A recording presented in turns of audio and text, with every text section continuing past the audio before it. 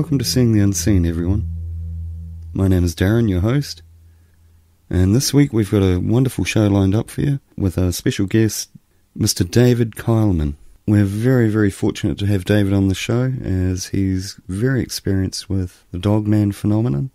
He's had several encounters with Sasquatch and Dogman, and he's a very, very interesting guy, a very lovely guy as well. Now, just to forewarn everyone, we do have lag or a bit of delay on the line, so if it appears that we're talking over each other quite rudely or impolitely, it's not the case, it's just a bit of lag, so please bear with us. We've also got the lovely Barbie in Texas co-hosting tonight. How are you doing, Barbie?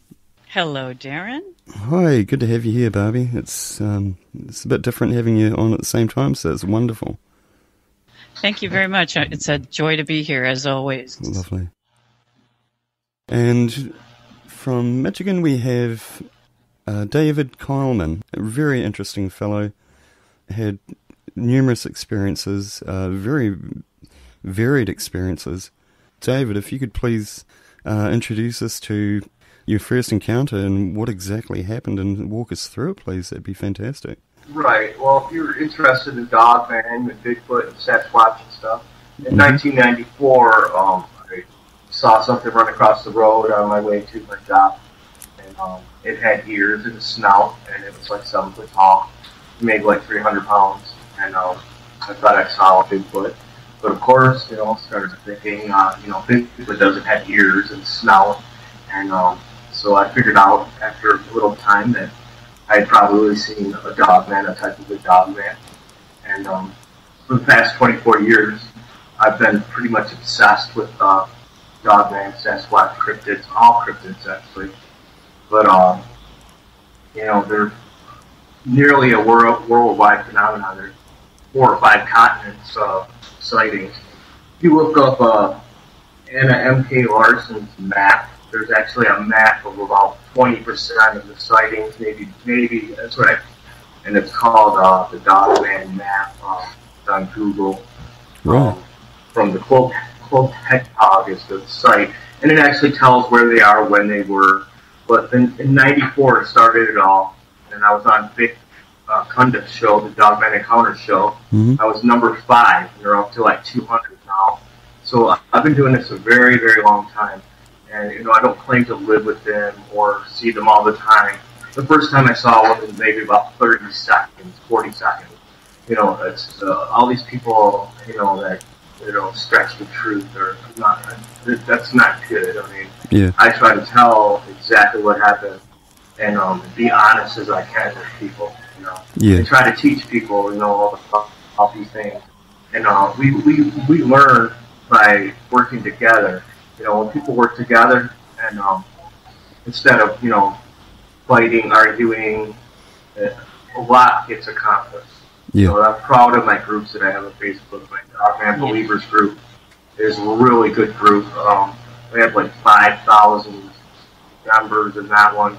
I'm also an admin in the Bigfoot community group, which is really big, like 30,000 people. But I have people from all over the world that help me. I have Australian friends, like Simon Young in Australia, and Justin Smith. They're like Yowie people. But they talked about the creature down in New Zealand that's similar to a werewolf. I forget the name of it, but there's some kind of a legend down there that they're rarely seen. And I've been looking into it. I've been looking into it lately because I knew that I'd be talking about New Zealand, so I started looking into it, and I found out they do have some kind of a similar beast down there that has been mentioned before. But I've seen a Dogman basically 3 times, and each one was different description, size. They were all different. They were not the same. And I wrote a little document about like the 5 types of Dogman, like Rougarou down in Louisiana. There's the works of magic to me. I don't really know for sure, but from all the folklore and the tradition and the history. But in Michigan, we started off here with the Michigan Dogman, and then Linda Godfrey came out talking about the Beast of Bray Road, which we found out was pretty much just like the Michigan Dogman, except just slightly different. They call that one a Googway, maybe type 3. If you Google pictures on Google, Google the Beast of Seven Shoots, and it shows a very good picture of a Googway carrying a little dog. And it's a really good picture, clear picture of the beast that was sighted in Canada. So not too far from me, actually. And so these things are being sighted. If you guys have any questions or anything, you can elaborate on that. Well, as you know, David, I've only I'd like to ask. I've only recently become a believer in. Sorry, Darrin. That's okay. A believer in Dogman. So I'm really honoured to have you on this show because you have had so many experiences with them. But obviously, in these communities, you seem to get people that are all about ego or that. But you struck me straight away as someone that just wants to get the evidence out there, and you've dedicated your life ever since your first encounter to doing that, haven't you? Yes, I have. I've pretty much given up. I have 5 children. I spent a little time with them. I did do other things, but I've been blessed. I really haven't had to work for the last 20 years. I've been on disability for mental PTSD from the war. So I'm kind of blessed that I can do this full time, because I don't have to go to work. I can go live in the woods for a week and nobody's going to miss me. There's been thousands of hours walking around in the woods by myself at night just to have 2 minutes of sighting. So thousands of hours to have 2 minutes of sighting. That's the truth right there. Awesome. Is it you wanted to ask a question there, Barbie? I'm very curious. Do you have any visual recorded, like video, audio, tangible evidence of your of catching these things through your travels? Yeah, I have some on audio where some coyotes were getting riled up, like get kind of heard them, and then all of a sudden something in the background, and instantly they shut up, and that's the only time I really got one on audio. I tried to take a picture one time, and I had a really good picture, and when I came back to the house, it was a pure white screen, like nothing was on it. It was pure white, the whole picture. Wow. And it was the weirdest thing I've ever seen. My camera's never done that before or since. It was really strange.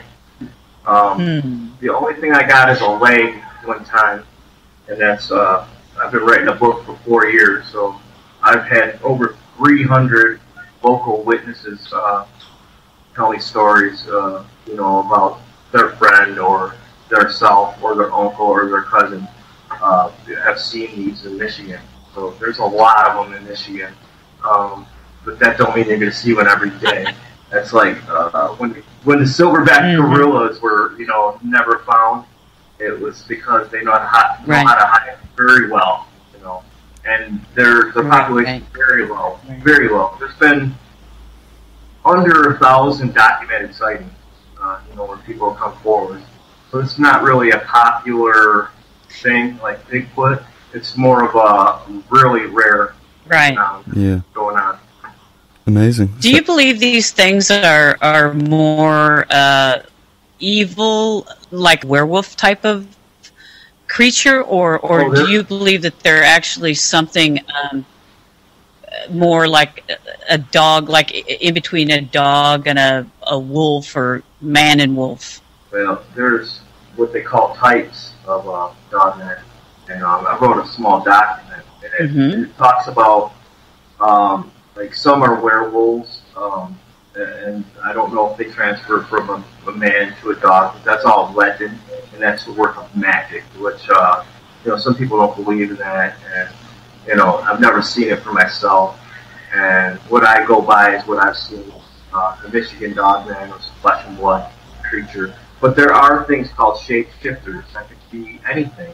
They could be a 600-pound dog man, or they could be a 10-foot tall one, or they can appear to some people, and the people next to them can't see them. Some people are more aware of like spirits that are out there. Some of these creatures are what I call spirit form.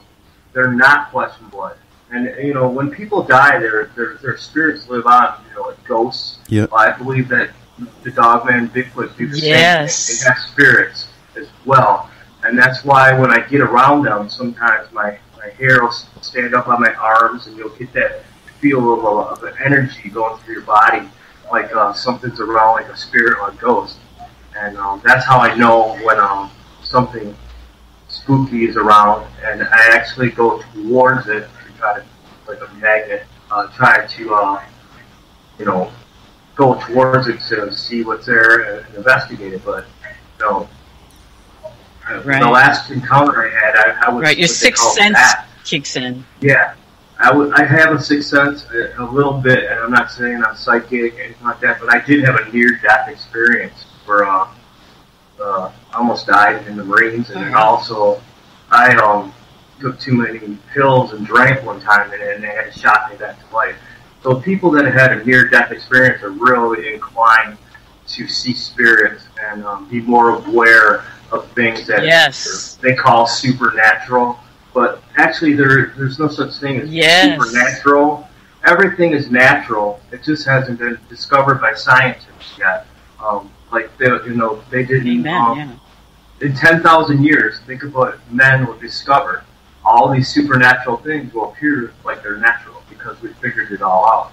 Well, men don't understand everything. They call it supernatural. They call it magic. But actually, it's natural. We just don't know how to master it. We don't know how to grasp it. So, David, do you actually see... eloquent way to put it. I agree. It is. Do you actually see or hear human spirits as well? Or what's that? Didn't catch that, sorry. Sorry, do you actually hear or see human spirits as well? Do you care to talk about that, or...? Oh, I've had plenty of spirits. My mother passed away like 7 years ago. Sorry, in her house where she passed away. And the lights flickered, and I've actually seen my mother, but I've seen ghosts probably 30 to 40 times. Everywhere I go, I feel them. It's like even this new apartment, I could tell there was a man that died here. You could just feel the spirit in the air, and it's not BS. It comes to me, and I know it's real because I just feel it. Yeah. And I can't explain how I know it, and I really can't explain it. And people call BS on it all the time. Oh, you're crazy, you're this or that. But I really feel that when there's a spirit around, because you'll get that feeling. You'll get that, like your arms, you'll have the hair stand up on your arms. You'll feel like an energy. And it's like a weird feeling. And I've actually seen things get thrown around, like plates get thrown off of tables. Things get pushed off the walls, like paintings, stuff like that. And I used to live in a house that was super, super, super active. And I had to move out of there. It was just too much. That was right here in Michigan. I can relate. I live right in a really, really old area, a really old town. There's a logging industry here. And they have a cemetery with glowing headstones with ghosts there. It's on the internet. And it's in Everett, Michigan. Just Google glowing headstones, and you'll see where I live at. That's only 2 miles from me. Wow. This area is full of Indian burial grounds. Natives were here for hundreds of years. They constantly find little mounds all over, with native people that was buried there. And, them spirits live on. They don't want you, like an apartment building right on top of their burial mound. That's, that disturbs the spirits. And, you don't want to disturb the spirits because, they can do things to you, keep you up and make you crazy, that spirits are real, very real. And people need to realize that. Oh, we know. We're very, very aware of that. There's something out, that's not in this dimension. Yeah. I call it another dimension where they go, the ghosts, But I feel that Dogman, some of them could go in that same dimension. And I feel that Bigfoot can do the same thing. And that's because they use their entire brain instead of just parts of the brain like humans do. Mm-hmm. Yep. And they can tell by where our brain is stimulated how much brain we use. I guess we only use about 50% to 60% of our brain. The other 40 to 50% has been turned off. Now, what's in that 40 to 50% is things that we haven't discovered, the supernatural, the sixth sense, the seventh sense, whatever. But there's things in our brain that we haven't allowed to see yet. Absolutely. Yeah, fear is a tremendous thing. Fear is what keeps us really from being able to experience so many things that people put blinders on because fear interferes with their ability to open up and tune into their senses. It's like the deer in the headlights kind of thing, you know. You get locked into a certain sense of things or a way of things should be, and you lock into that, and you're mesmerized by it. You tend to not look around you. You just understand what's coming at you. So I totally understand what you're talking about, and I agree wholeheartedly. And I think both Darrin and myself would, you know, you're gonna get sympathetic people here that are going to agree with everything that you said. So yeah. Well, I appreciate that because there's sure a lot of haters, you know. That. I just want to get along with everybody. I don't tell me, you know, some stories. Sometimes I don't believe them, but I'm really polite about it. You know, I mean, there's a right way to do things and there's a wrong way to do things. I try to do things the right way, the honorable way, the honest way. That's the only way I was taught growing up. Yeah. My people. I mean, I'm part Native myself, so that has part to do with it. You know, I'm an Algonquin, like 12%. And I've actually connected with the elders and talked to them about Dogman and Bigfoot and spirits, and they enlightened me quite a bit. What endeared me to you straight away? I have Cherokee running through my veins as well. Sorry. Sorry. What endeared me? I feel the natives are more attuned to it than just regular white people or whoever, you know, whoever. But I feel the Native American and the tribal people, even Australia, are more in tune with the paranormal than quote normal. Yeah. What endeared me to you straight away, David, was that you don't, although you use the word obsessed about it to get proof, but you don't seem obsessed to convince people. You just tell your story, and people can either accept that or they don't. That's exactly it. I'm not out to prove anything. I've already proved it to myself. People can either believe me or not. I just really don't care. I'm out there to learn for myself, and I share what I learned for myself. If they choose not to listen to it or learn from it, that's on them. But I have a lot of people that listen to me, and they're having positive results by listening to me. Amazing. Right. So, I mean, there definitely seems to be some very loyal friends. Yeah, no, that's awesome. There definitely seems to be some supernatural element linked with these dogmen encounters. Well, not all of them, of course, but it strikes terror into people. Yeah, well, that's the whole thing. When I'm around them, I try to show no fear. Like, if you're around a dog and you show fear, they can sense it every time. Like, say you're, like, go to your friend's house and it's barking at you, and you're fearful of it, they pick up on that. Well, just like Dogman, Bigfoot, all that, even cougars, bears, they pick up on that. If you're not afraid, they're kind of like, why is this guy not afraid of me? What's going on? Like, he obviously has something going on, and it makes them more cautious, more less aggressive, actually.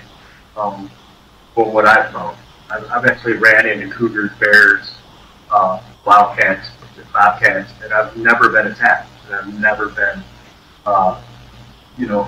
had things happen to me. It's just been pure luck, I guess, or maybe not, But it's when you spend thousands and thousands of hours in the woods and you have no major bad incidents besides one. I had got infrasound from a dogman or something, and I actually passed out from it, and I was sick for 2 to 3 days from that. Wow. So that can happen. I've never experienced it till recently. It was not good. I'm gonna read my little document that I wrote for you guys. Sure. I mean, not for you, but it says the 5 main types of dogman type creatures. 1, Michigan dogman type. I believe there's a type mostly in Michigan, Wisconsin, Ohio. They're not like most other reported types in other states.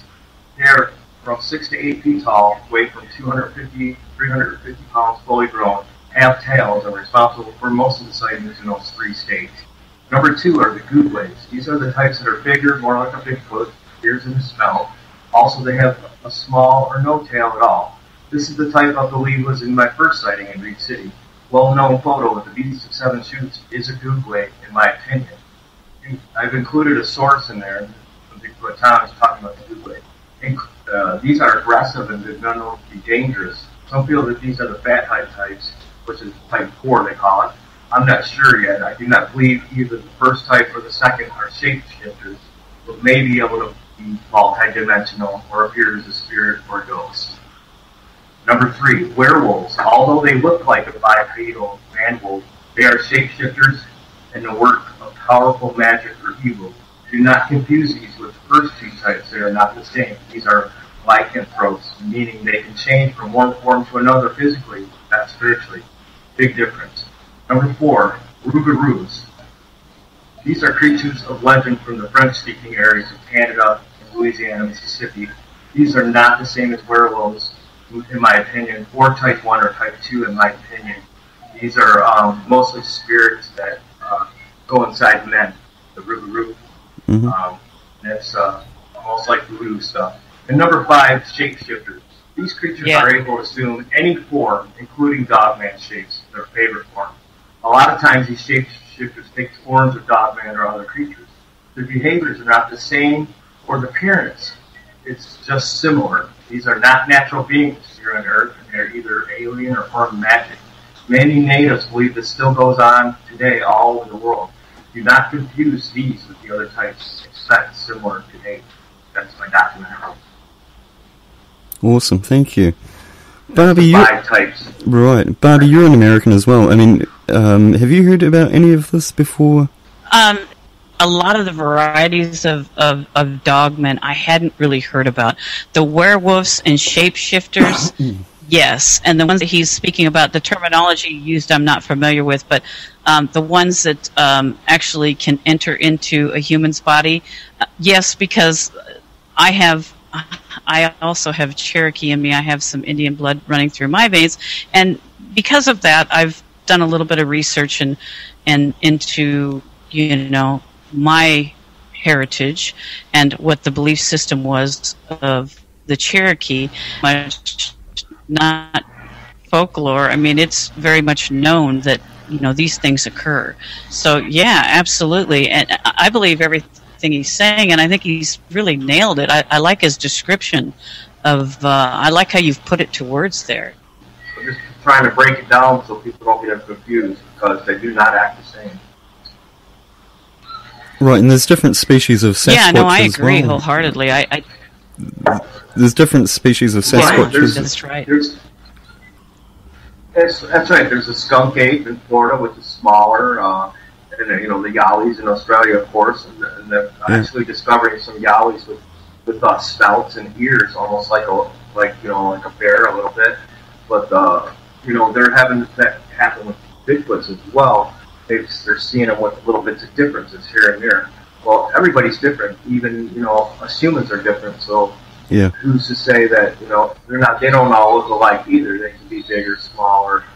I've even heard about 2-3 foot Bigfoots, but I haven't seen it. But I've heard about it. So I mean, based on location, absolutely, and terrain. I try to not believe everything I hear, but I take it in, and take it in and just put it in my memory bank, But I don't believe anything I hear basically on the internet. I mean, I just believe what I see and what I've experienced. Yeah. There's an old saying, don't believe anything you hear and only half what you see. I've been told that, and that's kind of what I go by. Half the time I feel like well, when I do see one, when I did see one, I feel one time it was a spirit form because it vanished before my eyes. And it was like a solid, and then you could see through it, and then it was gone. And then the only way I can explain that is that it was a spirit, and that was a second sighting. And once that happened, I had to reassess my thought process. Wow, these things are not just flesh and blood. And once you see something like that, seeing is believing, and it's just, it seems they find me, and when I'm looking for them in the woods, I don't find them. But when I'm like distracted or doing something in the woods, they find me. It's when you least expect it that they walk up on you. Yeah. That's right. That's right. That's what spirits do. That's exactly. What spirits do. Well, I mean, less than 100 years. Less than 100 years ago, people were laughing about the idea of people setting foot on the moon. I mean, it's like. Yeah, 100 years cell ago. phones and internet. That look at how. Yeah. Right. People are attached to their phones nowadays. I mean, half the people driving around in Michigan probably wouldn't see a dog man because they're looking at their phone the entire time they're in the car. That's right. It's that bad. People need to get off these electronic devices. Right. I mean, live your life. Don't be locked to a phone or a computer. It's ridiculous. I've been on one all day. I'm hankering to get out in the woods tonight. I really want to go. I do this. I feel like I reset myself when I go in the woods for an hour or two and get some burrs on me, scratches, and get a stick in the eye. It feels like I reset my system. And it makes me feel good because being on the internet all the time, it's not good for you. I don't think, really, to be honest with you. Yeah. No, there's something to be said for grounding yourself outside in nature. Tuning in and kind of being one with what is. Exactly. When you're a native, they teach you, how to be into nature. And of course, my family has a little bit of Tennessee Cherokee, so I have that in me as well, but not very much. But I've been taught certain ways to do things, be respectful, even to animals. Like, say we kill an animal, we eat the animal, we don't just waste it. We kill it, we catch a fish, we eat the fish, right. We don't waste anything. Everything is a gift from the earth.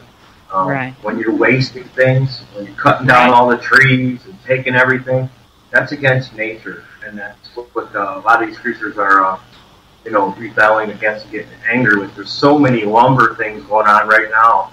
They're running out of wood.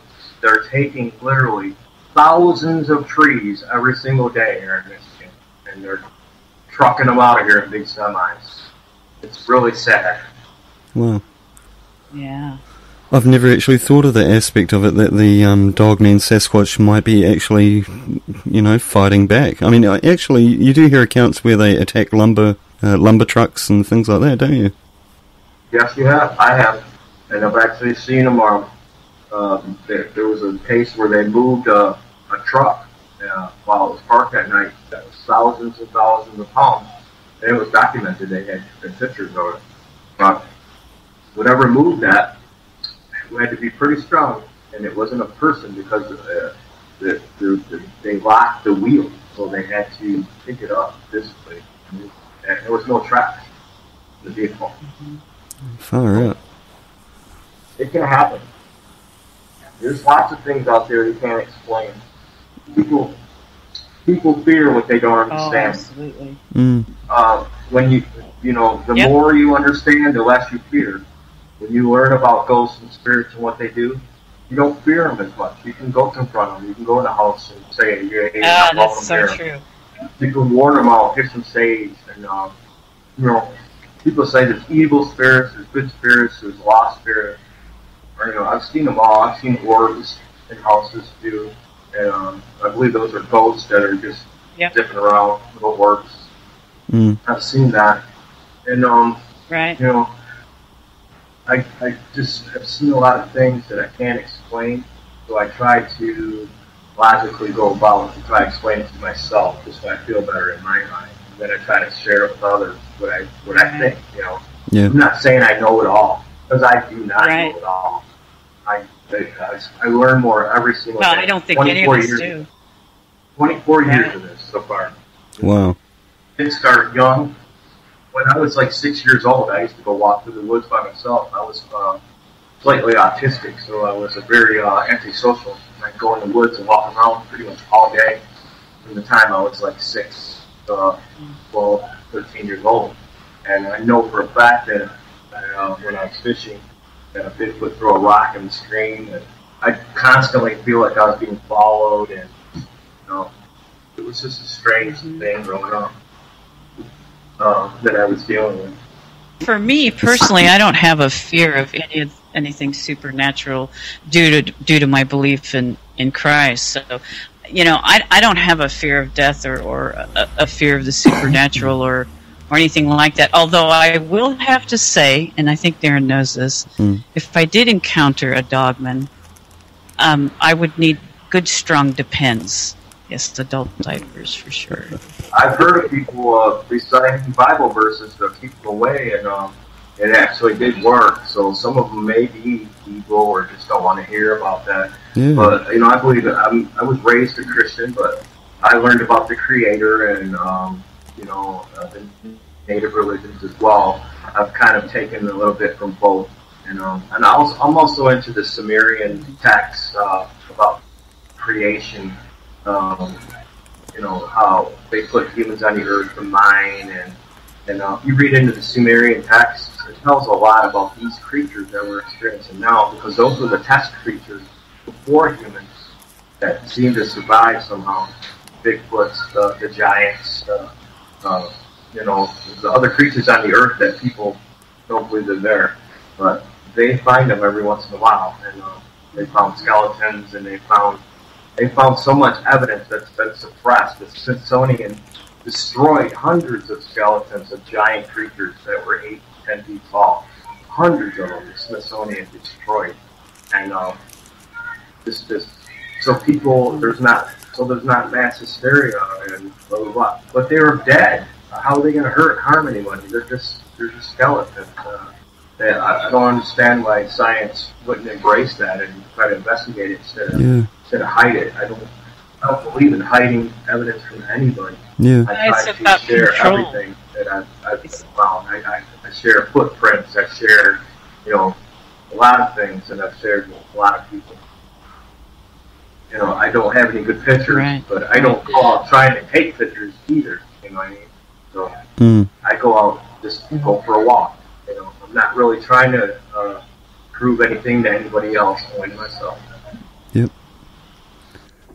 Right. Are you still there, Does that David? make any sense to you all? Oh yeah, absolutely. David, do you think the government knows about this, or the government knows about Dogman or Sasquatch, or? Absolutely. There's been instances where people have come and taken a body away that's been hit by a semi, and they're there with very, very quickly to take away the bodies. Even when Mount St. Helens went off, they were carrying Bigfoot bodies off, and wow. they take them for science. They take them to the laboratories and break them down and say, hey, they have a heart that's over here, or hey, they have this extra organ, and wow, their brain isn't the same. They check them out just like an autopsy or an investigation.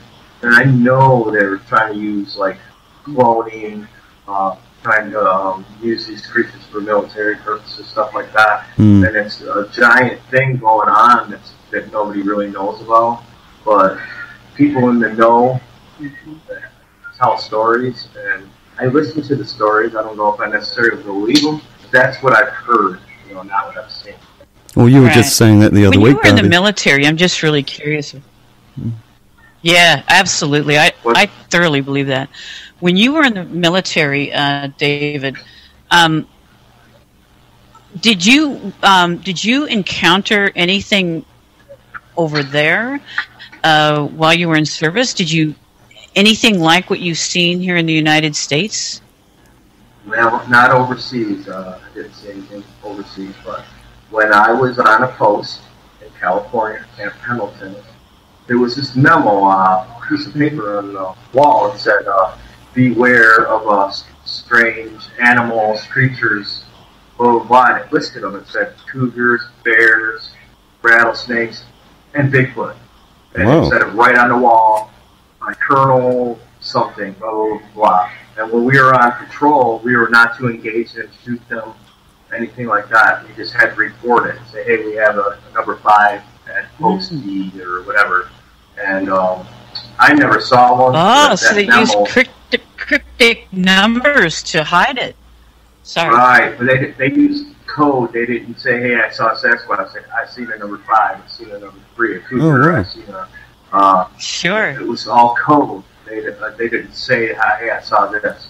Right. You know, and it's all in code, and they tell each other, even on the radio, you know what they're talking about because you got another piece of paper in front of you, you know, telling you, you know, things like that. Mm-hmm. But I wish I would have kept that paper because I wish I would have just ripped it off the wall. No, took it. But we all do things. I don't know if I'd have got in trouble for that or not anyway. So trying to do the right thing when I was a young man. Right. I've never been arrested. I have no police record, so you know, I kind of try to do things honestly. You know, best I can, and be a good example for my 4 children. My kids are all honor students and very successful, and it's because you know I have time to spend with them and I teach them right. I've actually taught them about Dogman, Sasquatch, spirits, ghosts, and they're all smart conversations we've had their entire life. Well, you come across as very honest and very sincere, David, and most witnesses do, and that's actually what made me a believer. It's hard to discredit people that are so sincere. Well, I have nothing to gain by telling these stories. You know, I don't get any money from this. This is all for free. All these Facebook groups I put all this time into, I don't get any money for it. I just do it because I want others to know. I want to spread the information. I want people to know, you know, every time there's one saw in Ohio or Minnesota this year, we got to share the information so people know. I mean, there could be a danger. You never know, you know, what's going to happen. I'm not saying they're out to kill you, but they can. Yeah. And so you don't go walking into their home. Like, you go walking in my home, there's a big bar by my door. Somebody walks in my door, they're going to be in trouble. Well, it's a similar thing with Bigfoot, Sasquatch, Dogman, any creature, any cryptid. You go walking in their house, set them to defend themselves. Family.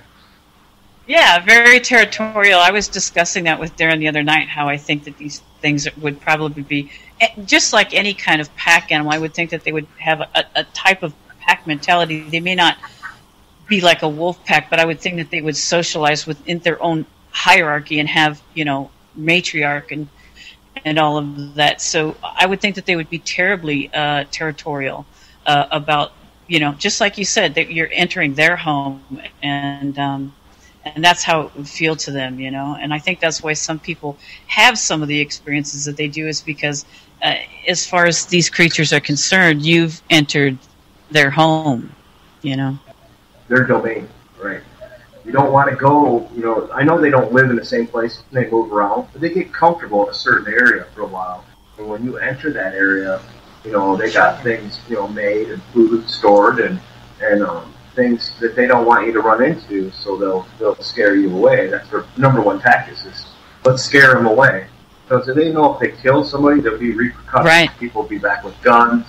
There'll be airplanes, there'll be helicopters, there'll be this, there'll be that. And they know out away from humans as much as possible. And when they see us way before we see them. And they can stay away and absolutely. Their olfactory senses would be so much stronger than ours, you know, much like a dog. They smell us from a mile away. I know it. Easily. I think I heard you the other day saying you've got, around your area, you've got like half pit bull, half wolf. Is that right, David? Yeah, there's some wild, like somebody had puppies, like from a wolf dog and pit bulls, and wow. and they're running around. They're like 180-pound dogs that are on the loose, and you can tell they're dog. They got furs on them. They're they can tell they're wild. But there's definitely some around here. I've seen them. That's the most dangerous thing I've seen in the woods. That pack of wild dogs.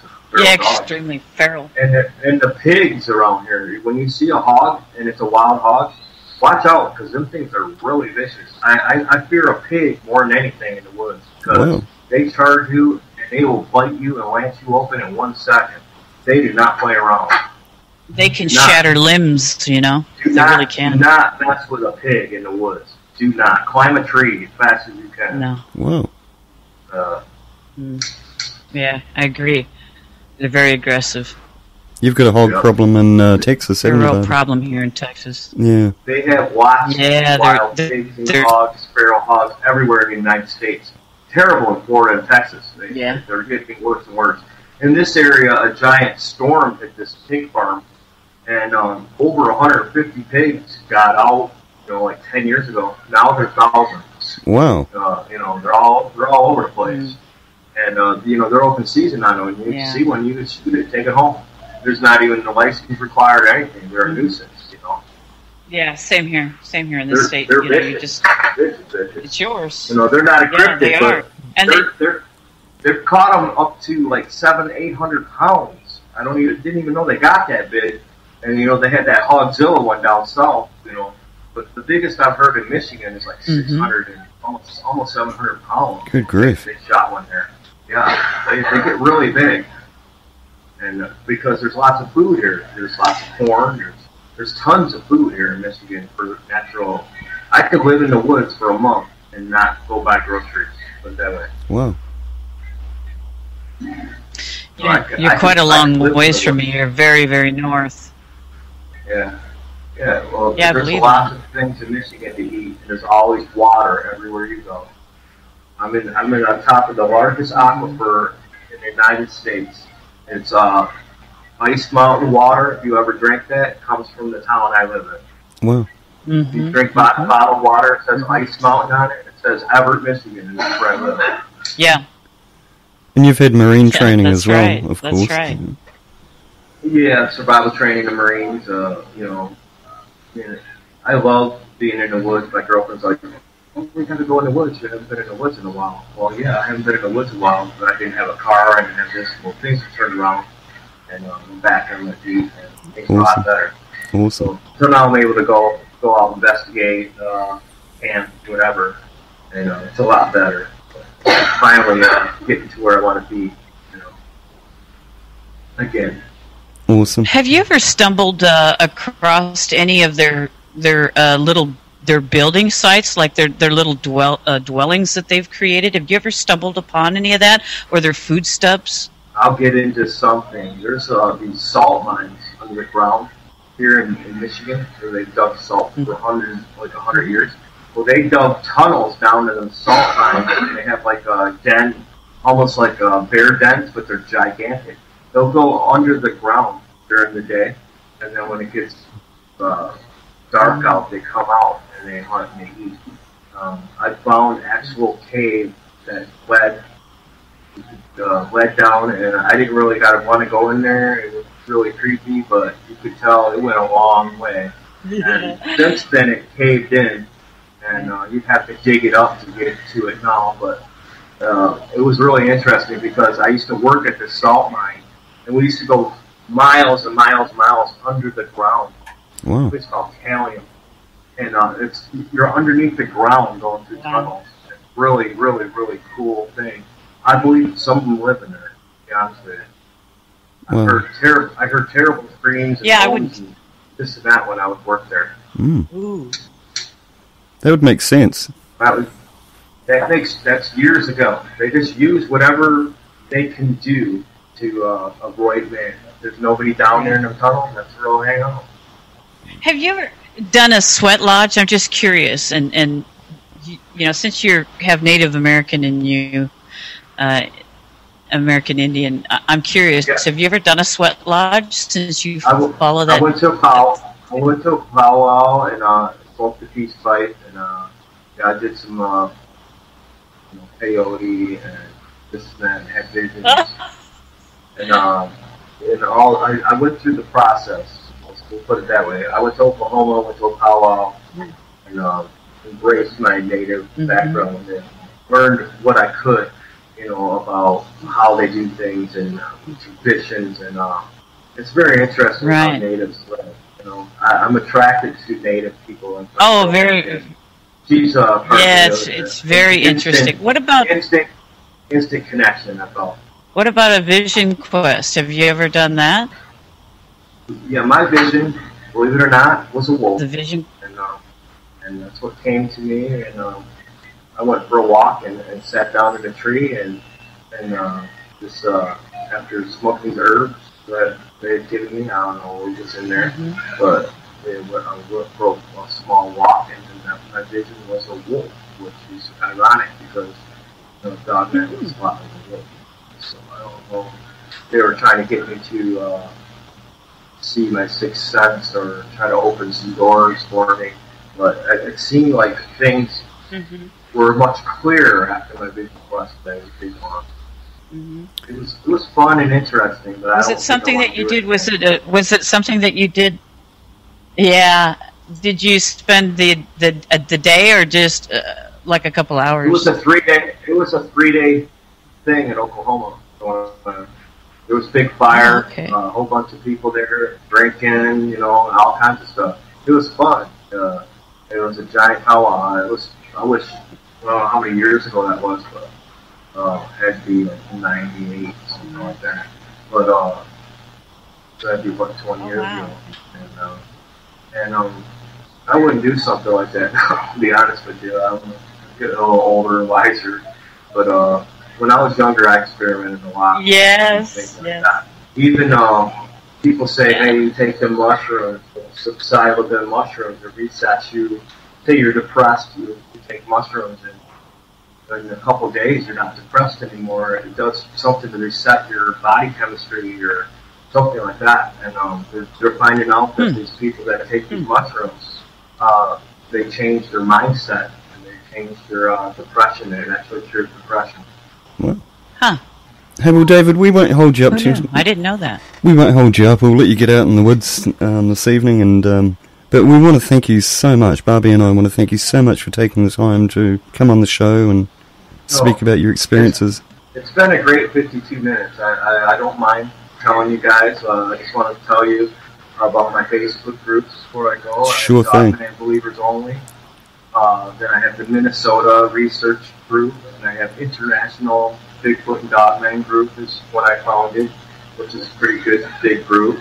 And I'm also a member of the Bigfoot community admin there, and I have been for years. And I'm an admin in 10 groups on Facebook, so it keeps me a little busy. My main one I deal with now is Dogman Believers over at Believers Only. I went live on there tonight for an hour, and it was really interesting. I really got into it. You guys should hear that. If you go to Dogman Believers Only, I'll add you to the group, and you can listen to that and get more information. But I recently just started doing this video and interviews again because I didn't have a good computer, and I didn't have internet or a good phone or anything. I was living in the sticks in an RV. But I appreciate you having me on and wrap things up. But if you guys ever want to talk to me again, just hit me up, and I'll come back on the show if you like. Oh, thank you so much. We're really privileged to have you on. It's been yeah, very much so. Thank you so much, David. It's been a pleasure talking to you. Thank you so much for your service to this country as well. I'd like to thank you so much for that and honor you for that. Thank you. It's helping me now that I'm not going to lie, that if I didn't have that, I wouldn't have anything. So I might have messed me up a little here and there, but the good things outweigh the bad, for sure. Well, I appreciate your service to this country, and very honored to have met you and talked with you. I really appreciate it. Same. All right, y'all. Thank you, and y'all have a good night in Texas and down under. All right. Thanks a lot, buddy. You have a good evening. Well, all right. Thank you. You guys have a good night. See ya.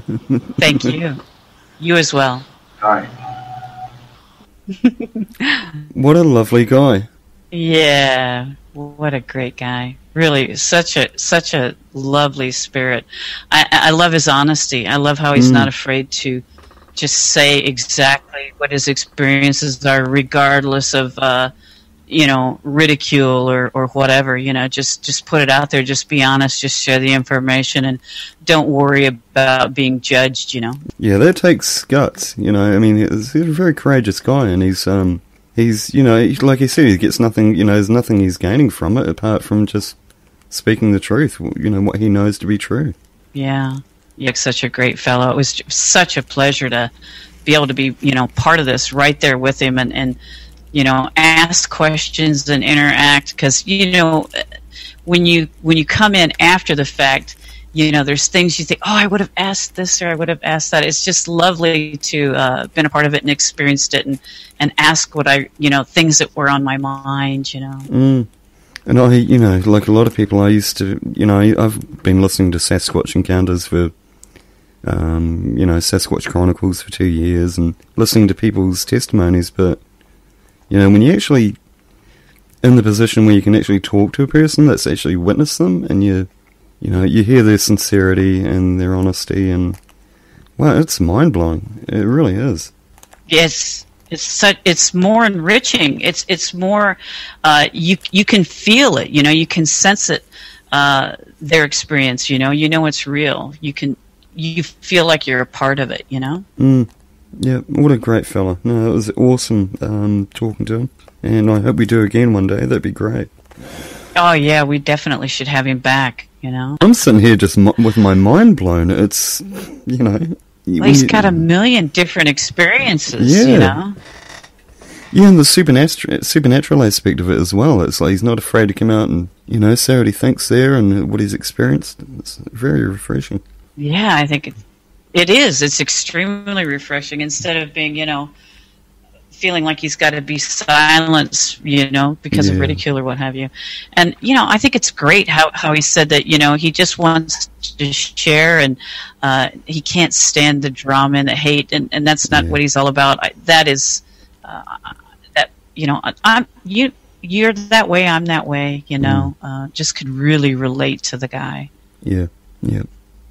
Oh, I don't know why that actually arises in communities, but it's even the same in theological circles. It's like, if people have differing opinions, that's fine, but when you get people attacking each other and saying they're heretics and all this for not believing this, or this, it's like, far out. Yeah, it's a disservice. It really is. It's a disservice to themselves because they put blinders on and unwilling to accept any more knowledge, like, oh, gee, this is the way it is and that's it, black and white. And unfortunately, that kind of mindset